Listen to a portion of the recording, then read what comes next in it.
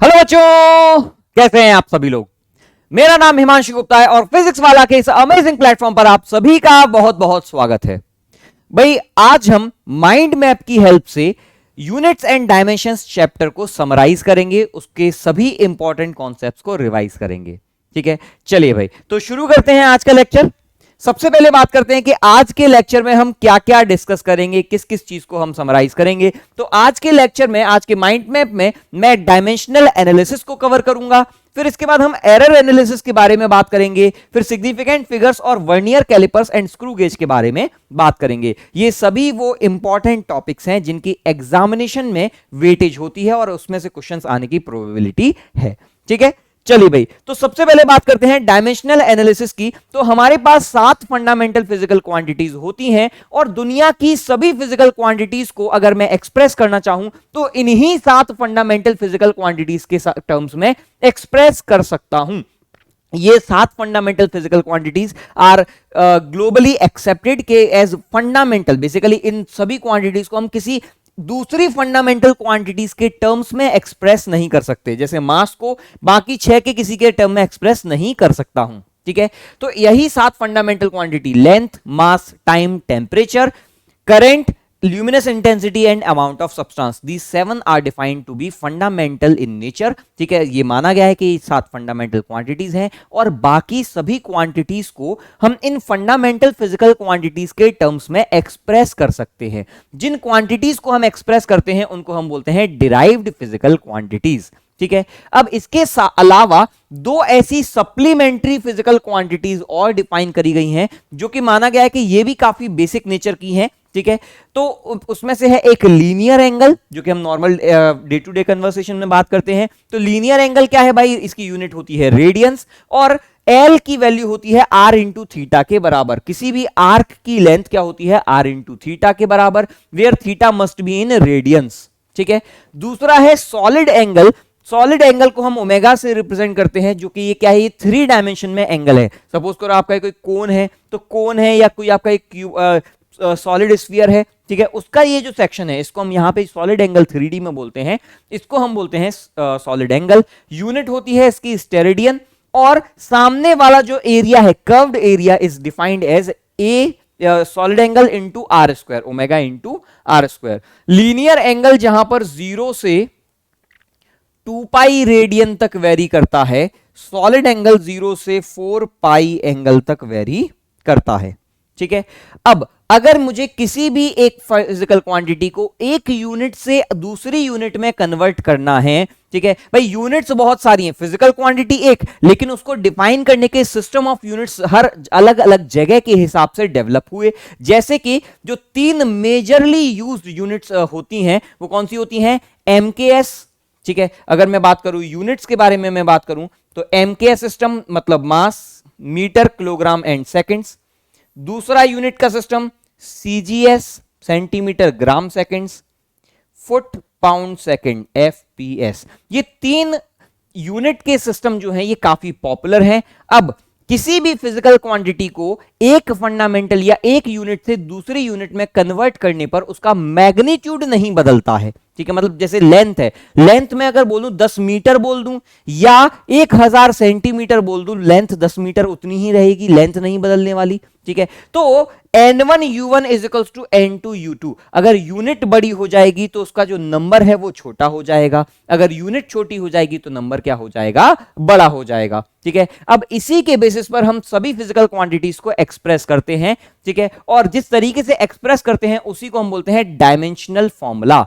ठीक है, तो डायमेंशनल फॉर्मूला क्या होता है, डायमेंशनल फॉर्मूला बेसिकली आपको रिलेशन बताता है, डायमेंशनल फॉर्मूला किसी भी फंडामेंटल, किसी भी डिराइव्ड फिजिकल क्वांटिटी का, फॉर एग्जांपल सपोज कोई एक डिराइव्ड फिजिकल क्वांटिटी है x, ये रिलेशन बताता है किसके साथ, मास के साथ, m की पावर a, l की पावर b, t की power c and so on. ठीक है, बाकी सब लिख नहीं रहे हैं। ठीक है, लेकिन अगर बाकियों पे डिपेंड करता है तो हम उसको भी लिखते हैं। तो ये जो पावर्स हैं, ये जो एक्सपोनेंट हैं, दीज एक्सपोनेंट्स आर डायमेंशंस। ये क्या है, हमारी ये है हमारी डायमेंशंस। ठीक है, तो कोई भी फिजिकल क्वांटिटी बेसिकली क्या बताती है, ये डायमेंशनल फॉर्मूला बताता है। स्क्वायर ब्रैकेट में हमेशा डायमेंशनल फॉर्मूला को एनक्लोज करते हैं। डायमेंशनल फॉर्मूला बताता है कि इस फिजिकल क्वांटिटी x का फंडामेंटल फिजिकल क्वांटिटी से क्या रिलेशन है। ठीक है, फंडामेंटल फिजिकल क्वांटिटी से क्या रिलेशन है। अब अलग अलग फिजिकल क्वांटिटीज के हमने डायमेंशनल फॉर्मूले निकाल रखे हैं, जैसे कि फोर्स का डायमेंशनल फॉर्मूला क्या होगा, M L T minus two. ठीक है, ध्यान दीजिएगा किसी भी फिजिकल क्वांटिटी का डायमेंशनल फॉर्मूला सेम रहता है, यूनिट्स अलग अलग हो सकती हैं। फोर्स की यूनिट आप न्यूटन भी ले सकते हैं, डाइन भी ले सकते हैं। तो same physical quantity can have different units but dimensions will always be same. ठीक है, और साथ ही साथ में अब हमने कहा कि यार अगर मैं किसी चीज को, जैसे मैंने कहा कि अगर मैंने x plus y equals to z बोला, ठीक है, तो x की जो डायमेंशन होगी वही डायमेंशन होगी y की और वही डायमेंशन होगी z की। This is known as principle of homogeneity. ठीक है, मतलब क्या, हम सिर्फ और सिर्फ उन्हीं फिजिकल क्वांटिटीज को ऐड या सब्ट्रैक्ट कर सकते हैं जिनकी डायमेंशंस सेम हो। लेंथ में मैं सिर्फ लेंथ ही ऐड या सब्ट्रैक्ट कर सकता हूं, लेंथ में मैं टाइम ऐड नहीं कर सकता हूं। ठीक है, तो जो आउटपुट मिलेगा वो भी क्या मिलेगा, लेंथ का ही मिलेगा। तो इसका मतलब सेम फिजिकल क्वांटिटीज को ही हम ऐड या सब्ट्रैक्ट कर सकते हैं और नहीं कर सकते। बाकी मल्टीप्लीकेशन वगैरह में सभी जगह डायमेंशंस नॉर्मली जैसे आपकी एल्जेब्रिकली ऐड और माइनस होती हैं। ठीक है, दूसरी चीज, जितने भी ट्रिग्नोमेट्रिक रेशियोज होंगे, ठीक है, सभी ट्रिग्नोमेट्रिक रेशियोज, तो मैं लिख देता हूं input and output of all trigonometric ratios logarithms and exponents कैसे होते हैं, डायमेंशन लेस होते हैं। मतलब क्या, अगर मैंने कहा y is equals to sine x, तो यहां पर x भी डायमेंशन लेस होगा और y भी डायमेंशन लेस होगा। तो डायमेंशन लेस क्वांटिटीज को कैसे लिखते हैं, m0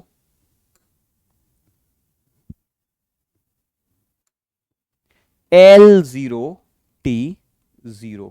similarly y is equals to log x या ln x बोल दूं, या फिर मैं बोल दूं y is equals to e की पावर x। इन सभी में ये क्या होगा, आपके x और y इनपुट और आउटपुट दोनों ही कैसे होते हैं, डायमेंशनलेस होंगे। ठीक है, तो ये याद रखेंगे। अब डायमेंशनल एनालिसिस का कई जगह एप्लीकेशन किया जाता है। ठीक है, तो एप्लीकेशन क्या है डायमेंशनल एनालिसिस का, सबसे पहला एप्लीकेशन है to find dimensions of unknown physical quantities. कोई भी अननोन फिजिकल क्वांटिटी हो उसकी डायमेंशन निकाल सकते हैं हम। ठीक है, to check validity of an equation, कोई इक्वेशन सही है या गलत है ये चेक करने के लिए काम में आ सकता है। एक डायमेंशनली करेक्ट इक्वेशन मे और may not be correct, actual में हो सकता है कि सही हो सकता है नहीं हो। ठीक है, लेकिन अगर एक इक्वेशन डायमेंशनली इनकरेक्ट है तो वो इक्वेशन डेफिनेटली इनकरेक्ट है। तो मैं ये भी लिख देता हूं यहां पर, a dimensionally correct equation may or may not be correct but a dimensionally incorrect equation must be incorrect। ठीक है, तो अगर एक इक्वेशन डायमेंशनली करेक्ट है, जैसे S equals to u t plus a t square कर दिया, तो वो गलत है, लेकिन डायमेंशनली करेक्ट है, तो हो सकता है गलत हो सकता है सही हो। लेकिन अगर एक इक्वेशन डायमेंशनली ही इनकरेक्ट है तो वो पक्के पे गलत होगी। ठीक है, तो हम सर्टेनिटी के साथ सही नहीं पहचान सकते, लेकिन गलत इक्वेशंस को हम जरूर पहचान सकते हैं। ठीक है, तो ये इसके काम में आता है। ठीक है, यूनिट कन्वर्जन के भी काम में आता है कि अगर आपको एक यूनिट से दूसरी यूनिट में कन्वर्ट करना है तो इस तरीके से आपसे यहां से क्वेश्चंस पूछे जा सकते हैं। डायमेंशनल एनालिसिस की कुछ लिमिटेशंस भी हैं, जैसे कि डायमेंशनल एनालिसिस से हम किसी कांस्टेंट की वैल्यू नहीं निकाल सकते हैं। ठीक है, हम सेम डायमेंशन वाली फिजिकल क्वांटिटीज के बीच में डिफरेंशिएट नहीं कर सकते, जैसे वर्क है या एनर्जी हमको नहीं पता चलेगा, स्पीड है या वेलोसिटी हमको नहीं पता चलेगा, क्योंकि दोनों की डायमेंशन सेम है। ठीक है, तो ये कुछ लिमिटेशंस हैं। चलिए भाई, अब बात करते हैं एरर के बारे में। तो एरर बेसिकली दो टाइप की होती है। ठीक है, एक है आपकी सिस्टमैटिक एरर और दूसरी है random error. Systematic error basically personal आपका क्या होता है, सेम डायरेक्शन में आती है। मतलब एरर अगर आप हमेशा आंसर्स को ओवर एस्टिमेट कर रहे हैं तो that is a systematic error. ठीक है, तो always of same direction, same sign and can be completely removed। ठीक है, इसका एरर सोर्स पता होता है कि क्यों आ रहा है। Error source is known. ठीक है, रैंडम एरर में आपको यही नहीं पता क्यों आ रहा है। Error source is either unknown or cannot be removed। ठीक है, रैंडम एरर दोनों साइन की होती है। Random error is both positive and negative. ठीक है, and this cannot be completely removed। आप रैंडम एरर कम कर सकते हैं लेकिन हटा नहीं सकते हैं। ठीक है, आप रैंडम एरर को कभी भी कंप्लीटली हटा नहीं सकते हैं। तो बस हाँ, कम कर सकते हैं भाई, क्योंकि क्या है, जैसे फॉर एग्जांपल आपने ऑब्जर्वेशन ली, कभी आप रीडिंग से ज्यादा ले रहे हो, कभी कम ले रहे हो, आपको पता ही नहीं क्यों आ रहा है, क्योंकि भाई पर्सनल बायस के अलावा ऑब्जर्वेशन में भी तो एरर होती हैं, तो आप नहीं बोल सकते। जैसे आपने किसी बॉल को फेंका, कभी हवा चल रही है कभी नहीं चल रही है, तो भाई कभी ज्यादा दूर जाएगी कभी नहीं जाएगी। ठीक है, तो आप नहीं बोल पाएंगे। लेकिन सिस्टमैटिक एरर आपको पता रहती है, जैसे जीरो एरर है। जीरो एरर क्या है, अगर मैंने डिवाइस में कुछ भी ऑब्जर्वेशन, जैसे हम कोई वेइंग मशीन पे रीडिंग ले रहे हैं, मैंने बिना रखे ही उसमें रीडिंग आ रही है, दैट इज जीरो एरर। ठीक है, अब जीरो एरर मैंने मान के चलो कुछ भी नहीं खड़ा, कोई भी नहीं रखा हुआ है, तो भी 1 किलो दिखा रहा है। तो जब कोई पर्सन उस पर खड़ा हुआ, अगर मान के चलो 48 किलो दिखा रहा है, इसका मतलब उस पर्सन का एक्चुअल वेट क्या रहा होगा, 47 केजीज रहा होगा। तो इस तरीके की एरर जिनका सोर्स पता है, जो हमेशा सेम साइन की होती हैं और इनको हटा सकता है, इनको हम बोलते हैं सिस्टमैटिक एरर। ठीक है, systematic error can be completely removed, whereas random error can not be completely removed. इनको हम मिनिमाइज कर सकते हैं, कैसे, एरर थोड़ा सा कम कर देंगे, हमारा डिवाइस और एक्यूरेट बनाएंगे। ठीक है, इसके अलावा हम क्या करते हैं, हम कोशिश करते हैं नंबर ऑफ ऑब्जर्वेशंस बढ़ा दें। ऑब्जर्वेशंस बढ़ाने से हमारा आंसर में रैंडम एरर के चांसेस कम हो जाते हैं। ठीक है, अच्छा, एक और टर्म होता है यहां पर, accuracy and precision. Accuracy and precision. Accuracy बताता है क्लोजनेस टू ट्रू वैल्यू,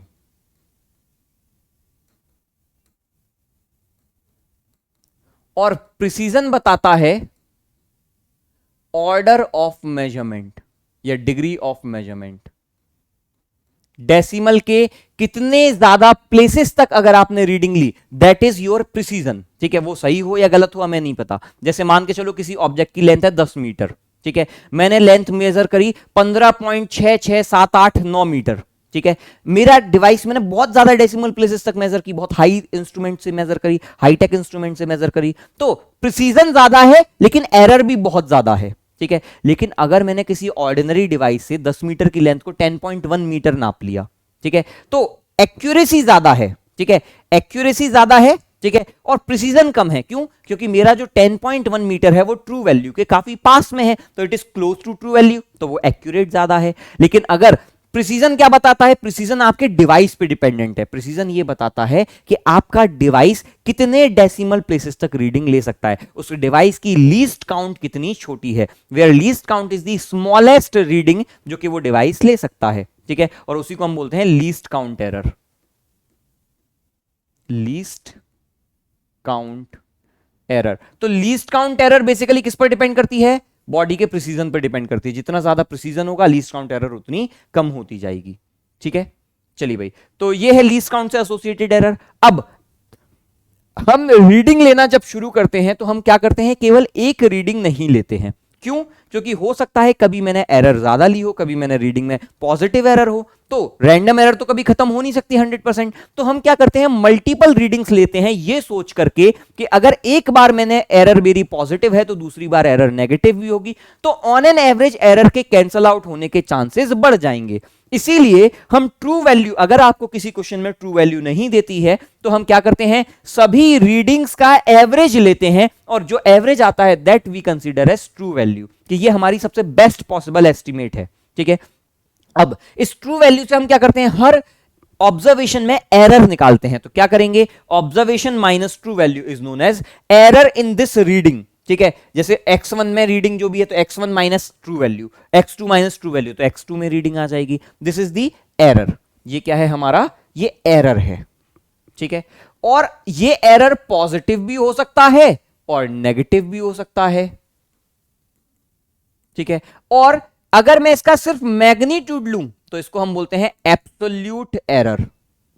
ठीक है, एब्सोल्यूट एरर। ये एरर हमेशा पॉजिटिव होता है, दिस इज ऑलवेज पॉजिटिव, क्योंकि ये मैग्नीट्यूड बता रहा है कि आपके एरर का मैग्नीट्यूड कितना है, तो कितना ज्यादा या कम है। ठीक है, अब मीन एब्सोल्यूट एरर क्या है? सभी एब्सोल्यूट एरर का मॉड ले लिया, मैं एवरेज ले लिया, तो this is the mean absolute error. अब मीन एब्सोल्यूट एरर क्या बता रहा है? कि ऑन एन एवरेज आपकी ऑब्जर्वेशन में कितनी एरर चल रही है। ऑन एन एवरेज आपकी ऑब्जर्वेशन में कितनी एरर चल रही है। तो किसी भी रीडिंग को अब हम किस तरीके से लिखते हैं? True value plus minus mean absolute error. ये क्या बताता है? कि हमारा जो ये वैल्यू, ये जो लेंथ है या जो भी फिजिकल क्वांटिटी है, इसकी जो रीडिंग होगी इस रेंज में रहेगी, x माइनस डेल्टा एक्स से x प्लस डेल्टा एक्स के बीच में ये वैल्यू कहीं लाई कर रही होगी। ठीक है, तो इस तरीके से हम किसी भी बॉडी की वैल्यू कैलकुलेट करते हैं। ठीक है, चलो भाई, तो इसका मतलब क्या है? x plus minus delta x का इसका मतलब है कि आपकी जो फिजिकल क्वांटिटी है वो x माइनस डेल्टा एक्स से x प्लस डेल्टा एक्स के बीच में लाई कर रही होगी। This is the true value, this is the mean absolute error. ठीक है, चलिए भाई, तो अगर हमको ये समझ में आ गया तो जरा देखिएगा अब फ्रैक्शनल एरर क्या है। आपकी एब्सोल्यूट एरर जो है, आपकी एब्सोल्यूट एरर या ज्यादा आपको मीन एब्सोल्यूट एरर आपको ज्यादा इंफॉर्मेशन नहीं दे पाती है। जैसे मैंने कहा, मैं आपकी जेब में रखे हुए पैसे गैस कर सकता हूं और मेरे गैस में जो एरर होगी वो 1000 रुपए की है। ठीक है, मान के चलो तुम्हारी जेब में 1000 रुपए ही है, तो भाई मेरी एरर तो बहुत ज्यादा है, प्लस माइनस 1000 की रेंज में एरर, 100% की एरर। तुम्हारी जेब में 1000 रुपए, मैंने 0 बोल दिया। तुम्हारी जेब में 1000 है, मैंने 2000 बोल दिया। ठीक है, तो बहुत बड़ी एरर है। लेकिन सेम 1000 एरर अगर मान के चलो भाई मैंने बोले कि अंबानी की जेब में जो रुपए हैं वो मैं बता सकता हूं। ठीक है, और करोड़ों रुपए हैं भाई, उसमें 1000 का गैस, सोचो कितना एक्यूरेट गैस बोला जाएगा। ठीक है, तो अकेली इस एब्सोल्यूट एरर का कोई इंपॉर्टेंस नहीं है। ठीक है, इंपॉर्टेंस किसका होता है? मीन एब्सोल्यूट एरर का, सॉरी फ्रैक्शनल एरर का। ठीक है, फ्रैक्शनल एरर क्या है? Absolute error divided by true value, error divided by true value. तो ये बताता है ट्रू वैल्यू के कंपैरिजन में कितना फ्रैक्शनल एरर है। ठीक है, और परसेंटेज एरर क्या है? इसी फ्रैक्शनल एरर में 100 का मल्टीप्लाई कर दूंगा तो मुझे परसेंटेज एरर मिल जाएगा। ठीक है, चलिए भाई, अब इसके बाद बात करते हैं हम लोग कॉम्बिनेशन ऑफ एरर्स के बारे में। अगर मुझे एरर्स को कंबाइन करना है, मल्टीपल एरर्स से कंबाइन करना है, एडिशन और सब्ट्रैक्शन में एब्सोल्यूट एरर ऐड हो जाती हैं। ठीक है, चाहे मैं एडिशन करूं चाहे मैं सब्ट्रैक्शन करूं, एब्सोल्यूट एरर दोनों ही केसेस में ऐड होती है। क्यों? क्योंकि प्लस माइनस लिखूं या माइनस प्लस लिखूं, बात तो प्लस माइनस ही है भाई। रेंज में ये तो एरर में ये तो पता नहीं होता ना कि कब कम है कब ज्यादा है। ठीक है, तो दोनों ही जगह एरर क्या होती है? ऐड होती है। ठीक है, जबकि मल्टीप्लिकेशन और डिवीजन में एब्सोल्यूट एरर ऐड नहीं होती है बल्कि फ्रैक्शनल एरर ऐड होती है। ठीक है, फ्रैक्शनल एरर ऐड होती है, बस ये याद रखिएगा यहां पर फ्रैक्शनल एरर जो है वो काफी कम होनी चाहिए। ठीक है, चलिए भाई, कितना कम मानते हैं? लगभग लगभग 5 से 7% तक चल जाता है। ठीक है, और एक्सपोनेंट में अगर मैंने कहा z x की पावर n है तो x में अगर एरर है तो z में कितनी एरर होगी? z में एरर n टाइम्स हो जाएगी फ्रैक्शनल एरर ऑफ x। ठीक है, तो फ्रैक्शनल एरर z में कितनी हो जाएगी? Plus minus n times fractional error in x। ये बिल्कुल डिफरेंशिएशन की तरह ही है। डिफरेंशिएशन से आप हर एरर का क्वेश्चन को सॉल्व कर सकते हैं। बस डिफरेंशिएशन में और एरर में अंतर इतना है कि डिफरेंशिएशन में चेंज, डिफरेंशिएशन भी क्या होता है? चेंज होता है। ठीक है, डिफरेंशिएशन में हमें यह पता होता है कि मैंने चीजों को बढ़ाया है या कम किया है। एरर में हमें यह पता नहीं होता, इसीलिए हम प्लस माइनस साइन यूज करते हैं। ठीक है, बस इतना सा डिफरेंस होता है। तो जो भी आप डिफरेंशिएशन करो उसमें प्लस माइनस साइन अगर आप डाल दोगे पहले तो आपका वो एरर बन जाएगा। ठीक है, चलिए भाई, अगली चीज के बारे में बात करते हैं, सिग्निफिकेंट फिगर्स। सिग्निफिकेंट फिगर्स आपको यह बताते हैं कि किसी भी ऑब्जर्वेशन में आपने कितने डिजिट्स एक्चुअली में मेजर किए। ठीक है, तो number of digits actually measured in an observation। ये लैब वगैरह में जब हम जाते हैं, जब हम एक्सपेरिमेंटल चीजों के साथ डील करते हैं तो बहुत ज्यादा यूजफुल होता है। बेसिकली सिग्निफिकेंट फिगर्स आपको ये बताते हैं कि आप कोई भी डिजिट अगर आप अपने एक्सपेरिमेंट में या अपनी ऑब्जर्वेशन में लिख रहे हैं तो उसको एस्टिमेट करके मत लिखिए। आपने अगर वाकई में मेजर किया है तो लिखिए, अदरवाइज नहीं लिखिए। मतलब क्या सर, हमने कहा कि हमने सर लेंथ है 10 मीटर, सर टाइम लगा सर 3 सेकंड, तो सर मैं इसको स्पीड को लिख देता हूं 3.333333 सेकंड्स मीटर पर सेकंड। ठीक है, मैंने जैसे ही ये लिखा, ठीक है, ये गलत लिखा। सर क्यों गलत लिखा? सर सही तो किया है। गलत इसीलिए लिखा क्योंकि अगर मैंने किसी भी चीज की स्पीड को 3.3333 सेकंड बोला तो सामने पढ़ने वाले को ये इंप्रेशन जाएगा कि ये सभी तीन मैंने मेजर किए हुए हैं, ये सभी तीन मैंने मेजर किए हुए हैं, लेकिन ये मेजर तो नहीं किए थे। ठीक है, तो ऐसे केसेस में हमारे पास ये तरीका गलत होता है। ठीक है, ये गलत हिंट देता है, इसीलिए हमने सिग्निफिकेंट फिगर्स की जो रूल्स हैं वो बनाए हुए हैं सो दैट कोई इस तरीके की गलती ना करे। ठीक है, सामने वाला, अगर आपने कोई रिसर्च करी है और वो सामने वाला अननोन पर्सन पढ़ रहा है तो वो आपकी रिसर्च में जो डेटा है उसके बेसिस पर वो ये बता कर पाएगा कि आपने कौन सा इंस्ट्रूमेंट यूज किया है। ठीक है, यहां पढ़ेगा तो उसको ये कुछ गड़बड़ लगेगा, नहीं आपने तो पता नहीं कितना हाईली प्रिसाइज इंस्ट्रूमेंट यूज किया है, तो बहुत हाईफाई इंस्ट्रूमेंट यूज किया होगा, जबकि तुमने क्या किया था? तुमने तो खाली 10/3 किया था। ठीक है, तो इसीलिए नंबर ऑफ सिग्निफिकेंट फिगर्स कभी भी चेंज नहीं होते हैं।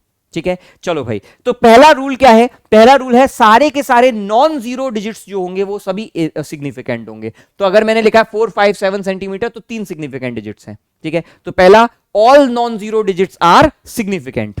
ठीक है, और दूसरा, अगर एक जीरो दो नॉन सिग्निफिकेंट के बीच में है, दो सिग्निफिकेंट डिजिट्स के बीच में है, अगर एक जीरो दो सिग्निफिकेंट डिजिट्स के बीच में आ रहा है तो वो भी सिग्निफिकेंट होगा। तो zeros between two non zero digit, या बोलूं कि zeros between two significant digits are significant. भाई अगर मैंने 4 को नापा है, जैसे यहां पे 1005, मैंने 1 मेजर किया, 5 मेजर किया, तो ऑब्वियस सी बात है बीच के 2 जीरो मेजर किए होंगे, तो ये भी सिग्निफिकेंट है। ठीक है, तीसरा, zeros to the left of first non zero digit significant नहीं होते, ये सिर्फ डेसिमल प्लेस बताते हैं। ठीक है, तो पहले नॉन जीरो के पहले नॉन जीरो डिजिट के पहले मैंने कितने भी जीरो लगाए, जैसे मैंने लिख दिया 0.0026, इसमें सिर्फ 2 सिग्निफिकेंट डिजिट्स हैं। ठीक है, अगर मैंने बोला 002 तो भाई 00 का तो कोई मतलब नहीं पहले, तो सिर्फ एक सिग्निफिकेंट डिजिट है। ठीक है, अब दूसरा, इसके अगला रूल क्या है? When number ends in zero that are to the right of decimal place. ठीक है, अगर डेसिमल के राइट में लास्ट में ट्रेलिंग जीरोस है, इनको हम बोलते हैं ट्रेलिंग जीरोस। ठीक है, मतलब जैसे देखो यहां पे 3.0, यार अगर मैंने खाली 3 लिखता तो भी वही काम हो जाता, लेकिन 0.0 लिखा है, इसका मतलब क्या है? इसका मतलब यह है कि मैं सर्टेन हूं कि डेसिमल के बाद जो पहला डिजिट है वो 0 ही है, 0.1, 0.2 नहीं है, तो ये मैंने मेजर किया होगा, तो इसीलिए यहां पर 3 भी सिग्निफिकेंट और 0 भी सिग्निफिकेंट, तो 2 सिग्निफिकेंट डिजिट हो गए। तो लास्ट में अगर डेसिमल के बाद में जीरोस आते हैं, दोज आर सिग्निफिकेंट। अगर डेसिमल नहीं होता है और जीरोस आते हैं तो वो सिग्निफिकेंट नहीं होते, वो अगेन मैग्नीट्यूड बताते हैं। ठीक है, तो when number ends in zeros that are not to the right of decimal point, ठीक है, the zeros are not significant, वो zeros significant नहीं होते। 10,300 में सिर्फ 3 significant digits हैं, लास्ट के दो जीरो वो significant नहीं है। ठीक है, अब जब मैं एक यूनिट से दूसरी यूनिट में कन्वर्ट करता हूं तो सिग्निफिकेंट फिगर्स का नंबर चेंज नहीं होता है, सिग्निफिकेंट फिगर्स का नंबर चेंज नहीं होता है। मतलब मैं चाहे किलोमीटर में लिखूं, चाहे सेंटीमीटर में, चाहे किसी में भी लिखूं, सिग्निफिकेंट फिगर्स उतने ही रहते हैं। कॉमन सेंस है भाई, नंबर तो उतनी मेजर किए ना। अब कई बार क्या होता है, इसमें एक प्रॉब्लम होने लगती है। प्रॉब्लम क्या होने लगती है कि जब एक यूनिट से दूसरी यूनिट में कन्वर्ट करते हैं तो हमें ये इसको एक्सप्रेस करने में दिक्कत होती है कि सिग्निफिकेंट फिगर्स कितने हैं। ठीक है, इसीलिए हम साइंटिफिक नोटेशन को यूज करते हैं। ठीक है, साइंटिफिक नोटेशन क्या है भाई, जैसे मैंने कहा मुझे लिखना है 4.50, ठीक है, 4.50 मीटर को मुझे मिलीमीटर में कन्वर्ट करना है। यहां कितने सिग्निफिकेंट हैं, 3 है। अब मैंने कहा सर इसको मैं लिख देता हूं 450, ठीक है, और कितना होगा, 1000 का मल्टीप्लाई कर रहा हूं तो 2 जीरो तो खत्म हो गए। ठीक है सर, 4500 मिलीमीटर है ये। ठीक है, यहां देखने में लग रहा था कि 3 सिग्निफिकेंट डिजिट्स हैं। ठीक है, यहां देखने में लग रहा है सर सिर्फ 2 ही हैं। तो ऐसे केसेस में हम क्या करते हैं, लेकिन सिग्निफिकेंट डिजिट्स तो बदलने नहीं चाहिए थे, तो हम क्या करते हैं, हम बेसिकली इस तरीके से नहीं लिख करके हम इसको ऐसे लिखते हैं 4.5 इंटू 50 इंटू 10 की पावर 3 मिलीमीटर। ठीक है, तो जितने डिजिट, इसको हम बोलते हैं साइंटिफिक नोटेशन, जितने भी डिजिट्स यहां पर हैं इसमें ये सभी सिग्निफिकेंट होते हैं। ठीक है, तो उसमें कितने हो गए, 3। और एक्सपोनेंट में ये जो 10 की पावर है इसमें कोई सिग्निफिकेंट नहीं है। ठीक है, तो साइंटिफिक नोटेशन आपको प्रॉपर इंफॉर्मेशन देती है regarding the number of significant digits. ठीक है, अब बात आती है कि जब एल्जेब्रा में हम यूज करते हैं, जैसे हमने यहां पे डिवीजन किया था तो प्रॉब्लम हो गई थी। ठीक है, तो एल्जेब्रा में सिग्निफिकेंट फिगर्स का कैसे ध्यान रखें। ठीक है, तो जब मैं एल्जेब्रा की बात करूंगा, मतलब प्लस माइनस इन सब की, ठीक है, तो जब मैं एडिशन और सब्ट्रैक्शन करूंगा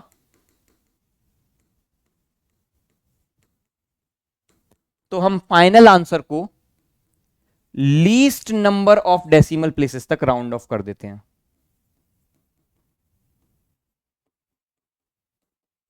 ठीक है, तो राउंड ऑफ